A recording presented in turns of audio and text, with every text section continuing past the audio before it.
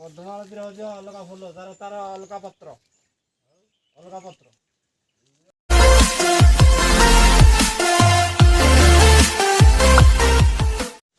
ବର୍ତ୍ତମାନ ଯେଉଁ ଖରା ପ୍ରବଳ ହେଉଛି, ଗଛ ଆମର ପାଣି ଚାହୁଁଛନ୍ତି, ଖରାକୁ ଟିକେ ଝାଉଁଳି ଯାଉଛନ୍ତି। ତେଣୁ ଆମେ ଆଉ ଖରା ସରିଲେ ଗଛରେ ପାଣି ଦେବୁ। ଦେଖୁଛନ୍ତି ସବୁ ଗଛ ବର୍ତ୍ତମାନ ଝାଉଁଳି ଗଲେଣି।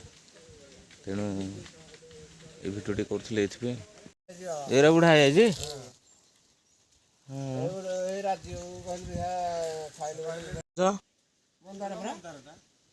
ବିଛୁଆ ଦୋଳିଆ ହେଇଛି। ବିଛୁଆ ମାନେ ବିଛୁଆତି ଝୁମ୍ପୁଡ଼ି ଫୁଲଟା ହେଇଛି ଝୁମ୍ପୁଡ଼ି ଭଳିଆ, ବୁଝିଲ ନା?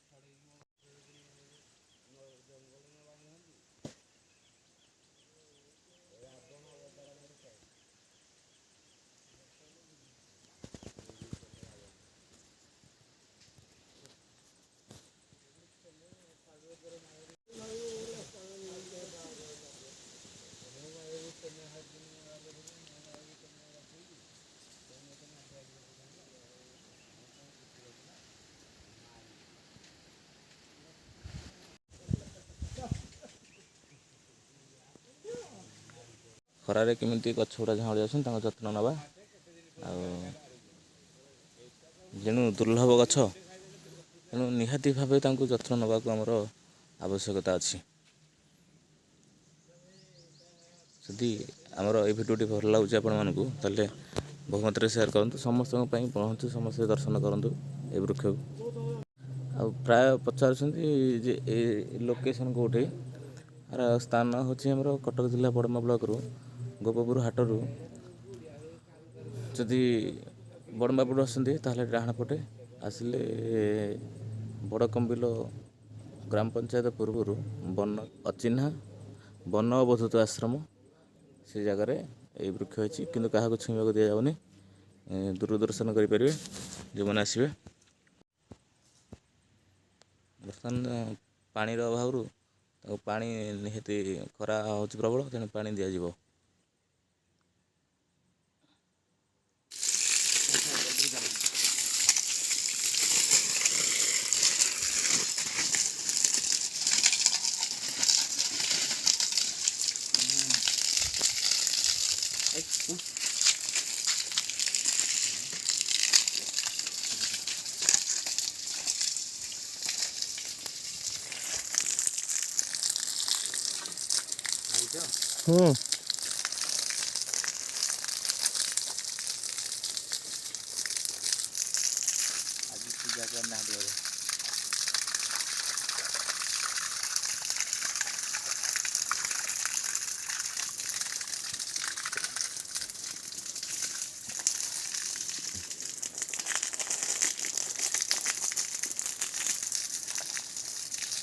ବର୍ତ୍ତମାନ ଆମର ଖରା ଦିନକୁ ଗଛ ସବୁ ବୃକ୍ଷଲତା ଝାଉଁଳି ଯାଉଛନ୍ତି।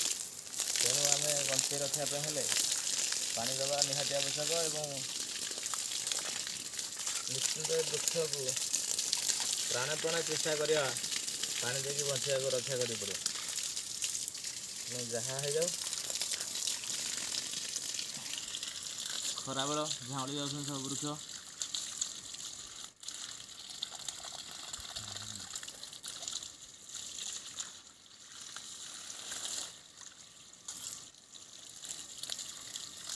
ପୁରା ସତେଜ ହେଇଗଲେ ଆଉ ନାଇଁ କି?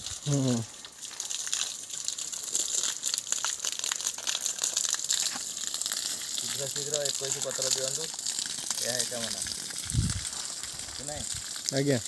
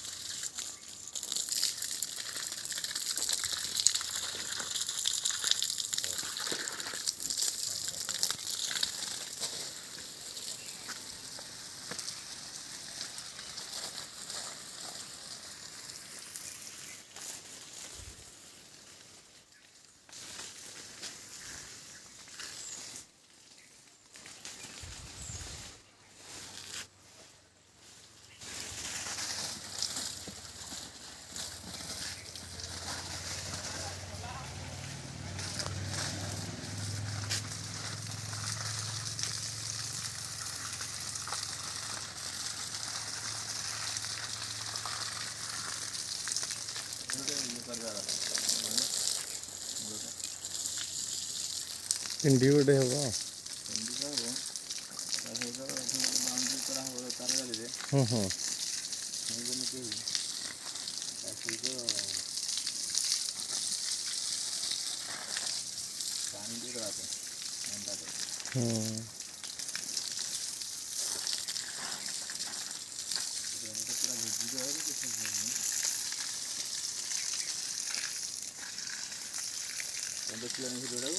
ଆଜ୍ଞା। ବନ୍ଦ କରିଦେବି। ଯଦି ଆମ ଭିଡ଼ିଓଟି ଭଲ ଲାଗୁଛି ତାହେଲେ ଲାଇକ୍ କରିବେ, କମେଣ୍ଟ କରିବେ, ସେୟାର କରିବେ ଆଉ ଏମିତି ପ୍ରଭୁଙ୍କ ଦର୍ଶନ କରିବେ। ତା ସହିତ ଆମର ଯେଉଁ 4.5 କୋଟି ଓଡ଼ିଆ ଅଛନ୍ତି ଯଦି ସମସ୍ତେ ଟିକେ ସପୋର୍ଟ କରିବେ ସବସ୍କ୍ରାଇବ୍ ପାଇଁ, ତାହେଲେ ନିଶ୍ଚିନ୍ତ ଆମେ ଲକ୍ଷ୍ୟସ୍ଥଳରେ ପହଞ୍ଚିପାରିବା ଏବଂ ଆଗେଇବା ପାଇଁ ମନ ଖୁସି ରହିବ। ଏବଂ ଓଡ଼ିଶାର ବିଭିନ୍ନ ପ୍ରାନ୍ତରୁ ଆମେ ବହୁତ ଭିଡ଼ିଓ ମଧ୍ୟ ଦର୍ଶନୀୟ ସ୍ଥାନ ଠାକୁରଙ୍କର ଯାଇକି ଆମେ ଭିଡ଼ିଓ କରିପାରିବୁ। ତେଣୁ ମୁଖ୍ୟତଃ ଆପଣମାନେ ଟିକେ ସାହାଯ୍ୟ ହିସାବରେ ସବସ୍କ୍ରାଇବ୍ କରନ୍ତୁ, ଲାଇକ୍ କରନ୍ତୁ, କମେଣ୍ଟ କରନ୍ତୁ ଏବଂ ସେୟାର ମଧ୍ୟ କରନ୍ତୁ। ଜୟ ଜଗନ୍ନାଥ।